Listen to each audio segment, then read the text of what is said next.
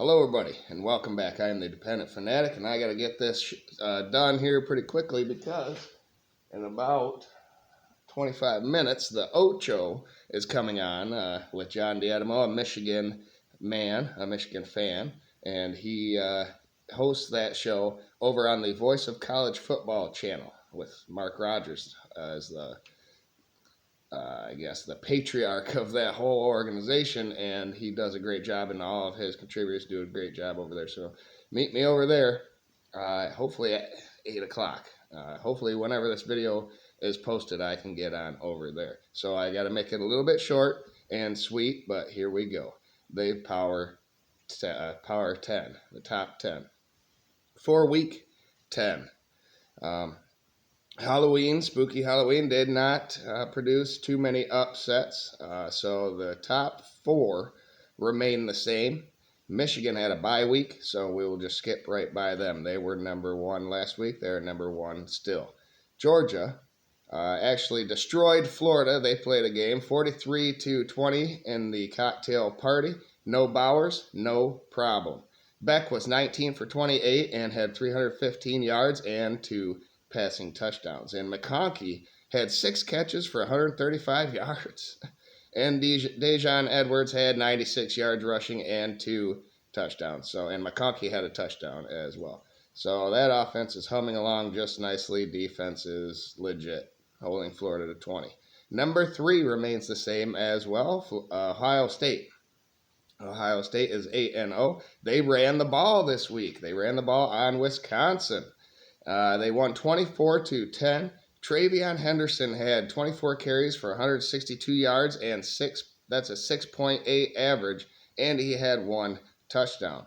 And then Marv, I guess that's what we're calling him now, Marvin Harrison Jr., a.k.a. Marv, had 6 catches for 123 yards. That's a 20.5 average, and he had 2 touchdowns. And the defense looked really good against Wisconsin. Number 4 is the same as well, Florida State, like I said, 8-0. They blew out Wake Forest 41-16. Jordan Travis was 22 of 35 for 359 yards and 3 touchdowns. The defense held Wake Forest to 210 yards, so pretty complete game for Florida State.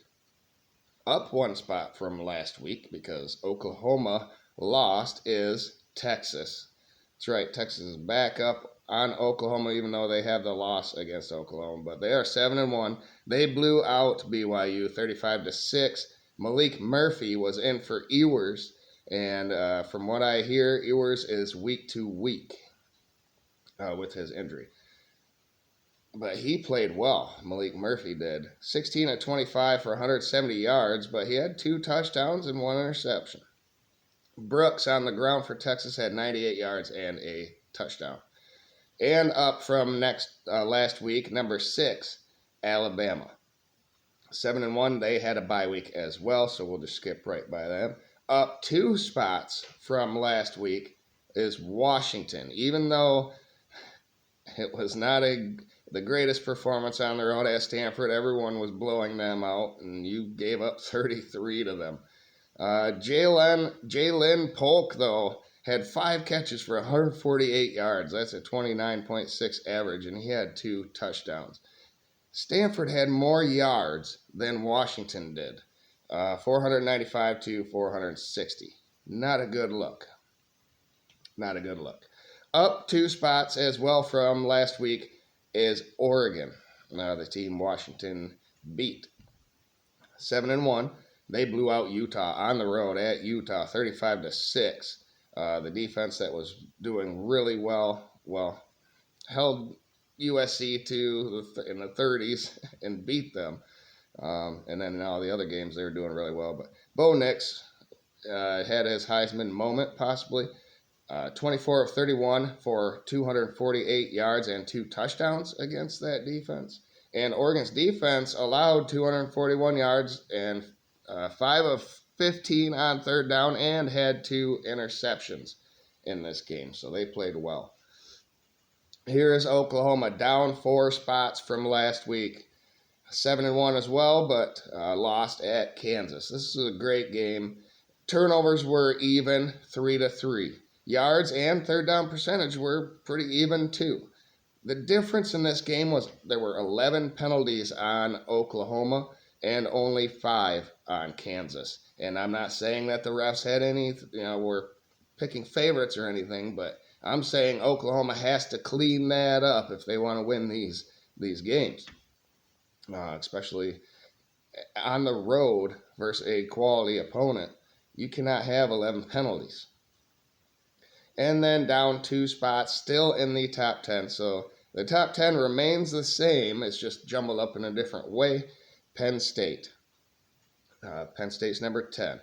7-1, and they needed a fluky safety at the end and then a touchdown after that. But they only won 33-24 by them 9 points.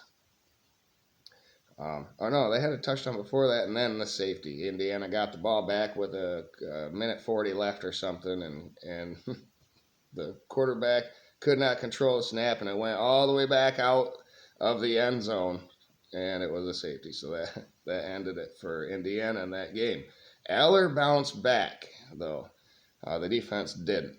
Aller was 20 of 31 for 210 yards and 3 touchdowns, and he did have 1 interception, I believe. Indiana had more yards than Penn State, though. That's not a good look. Again, Penn State had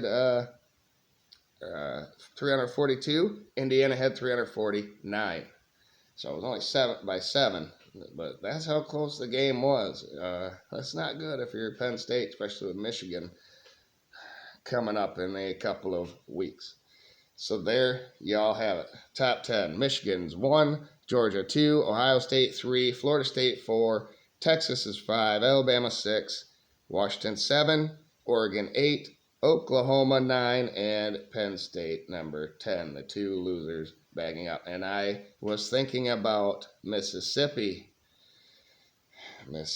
or Penn State. I spent a little bit of time deliberating that. So watch out, Penn State. There you have it.